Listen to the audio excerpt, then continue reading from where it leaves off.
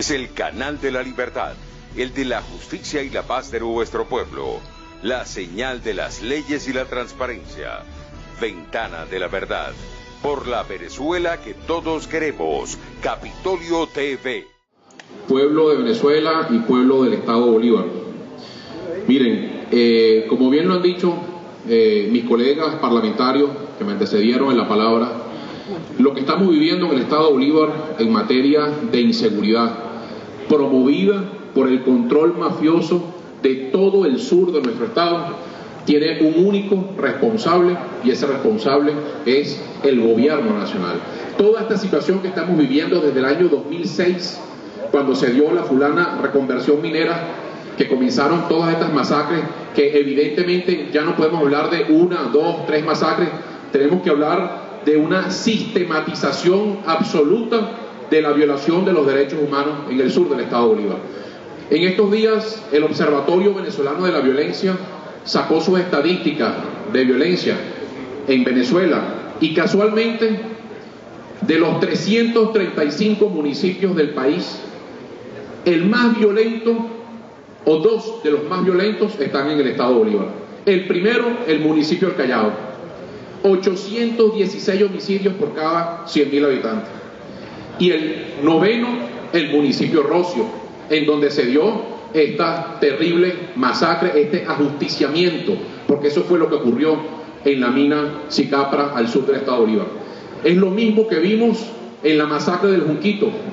La única diferencia es que en el Junquito, quienes ahí fueron ajusticiados por este nuevo sistema de violación de los derechos humanos que viene en cabeza del propio Estado venezolano, no tenían en el momento, ya más allá de las señales absolutamente deficientes, modo de demostrarle al mundo lo que ahí estaba pasando. Pero es lo mismo, el infeliz usurpador que tenemos allá como gobernador, que está de gobernador porque se robó con la complacencia del CNE unas elecciones, bueno, declaró que la comisión de militares que fue hasta allá, de la 51 Brigada de Selva, fue hasta allá y fueron emboscados. Están hablando de que la comisión dice, este señor que dice ser gobernador del Estado Bolívar, que fueron emboscados. Y resulta que ninguno de los miembros de esa comisión militar fue herido. Ahí no se vio, como dijo el diputado Rachillas Beck, ningún tipo de evidencia de que allí efectivamente ocurrió un enfrentamiento. Ahí lo que ocurrió fue una ejecución, precisamente por lo que mencionaba el diputado Valera, porque hoy el manejo de nuestra riqueza minera, no solamente el oro, estamos hablando del coltán, estamos hablando de los diamantes, estamos hablando de la bauxita, estamos hablando de una riqueza inconmensurable que está hoy manejada por grupos paramilitares, porque la realidad es que al sur de nuestro país, en el Estado Bolívar, colegas diputados, de Upata hacia abajo, compañeros, no hay constitución, no hay leyes. De Upata hacia abajo del sur del Estado Bolívar, en nuestros municipios mineros, ahí lo que predomina es el control de los distintos grupos paramilitares. Y estas masacres que estamos viendo son masacres que ocurren simplemente por conflictos internos entre socios de esa mafia, y una parte importante de los socios de esas mafias que controlan esa inmensa riqueza de oro y de todo tipo de minerales en el Estado Bolívar son precisamente quienes deberían estar trabajando para evitar que eso sucediera, que son las Fuerzas Armadas. Así de sencillo, eso lo sabe todo el mundo en el sur del Estado Bolívar. Esta masacre que ellos pretenden camuflajear como un supuesto enfrentamiento también presenta unas irregularidades terribles en las actas de defunción que hemos visto. Resulta que de los 18 asesinados, 11 presentan tiros en la cabeza, y esa información no se refleja en las actas de defunción.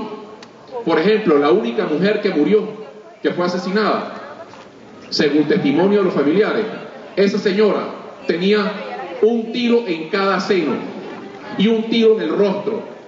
Así la asesinaron. Y la acta de defunción de la señora dice que tiene un tiro en el tórax.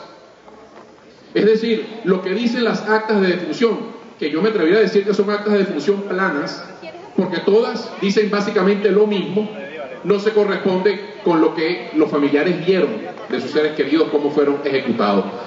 Yo creo que este tipo de masacres, como les digo, les reitero, tiene un origen, que es en el manejo mafioso de nuestra riqueza minera. Casi el 96% del oro que tenemos en el estado de Bolívar, y recuerden que en el estado de Bolívar, en Venezuela, tenemos la reserva de oro más grande de todo el hemisferio occidental, desde Canadá hasta la Patagonia en Argentina. No existe una reserva de oro tan grande como la que tenemos en el estado de Bolívar.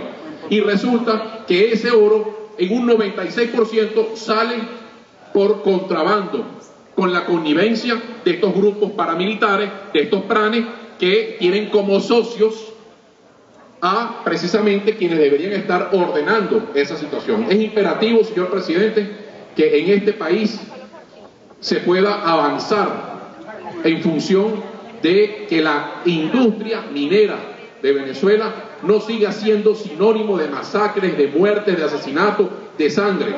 Tiene que ser sinónimo de desarrollo, tiene que ser sinónimo de progreso, de generación de riqueza, no lo que es hoy en día en Venezuela.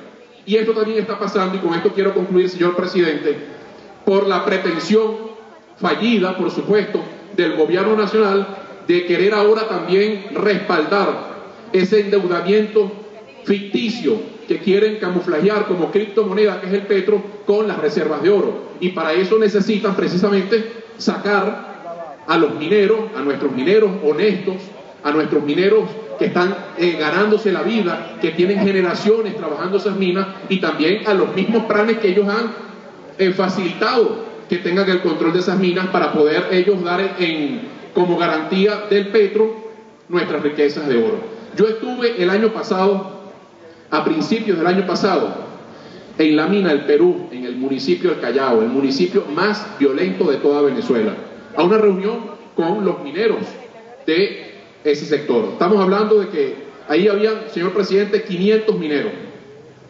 Y en el curso de mi intervención, yo veo que la gente se empieza a poner como nerviosa y empiezan a murmurar. Y resulta que llegó el PRAN, que en ese momento manejaba ese sector, escoltado como con 8 guardaespaldas con rifles de asalto R-15.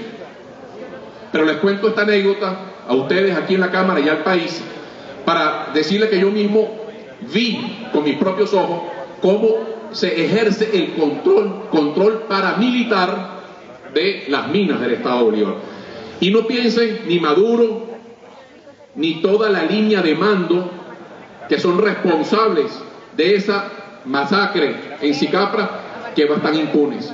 Ese expediente, que me imagino vamos a decidir aquí si se crea una comisión especial o se pasa este tema a la Comisión de Política Interior, que ya ha avanzado muchísimo en el tema de la defensa de los derechos humanos en todas estas masacres que se han ocurrido, que parece que ya es una política de Estado sistémica de violación permanente de los derechos humanos, que esta comisión o la Comisión de Política Interior pueda anexar el expediente, los testimonios de los familiares de lo que pasó en la mina Sicapra a esta demanda que ya está en manos de la Corte Penal Internacional, porque estos delitos no prescriben. Y yo quiero proponer eso, que este expediente sea anexado a ese expediente mayor que está llevando la comisionada de la Corte Penal Internacional, que ya abrió un proceso de examinación para estudiar los méritos, y esto precisamente va a coadyuvar a que la Corte Penal Internacional definitivamente tome la decisión de abrir un juicio penal por la reiterada y constante violación de los derechos humanos por parte de los organismos de seguridad del Estado venezolano. Muchas gracias, señor presidente. Este es el canal de la libertad, el de la justicia y la paz de nuestro pueblo, la señal de las leyes y la transparencia, Ventana de la Verdad, por la Venezuela que todos queremos, Capitolio TV.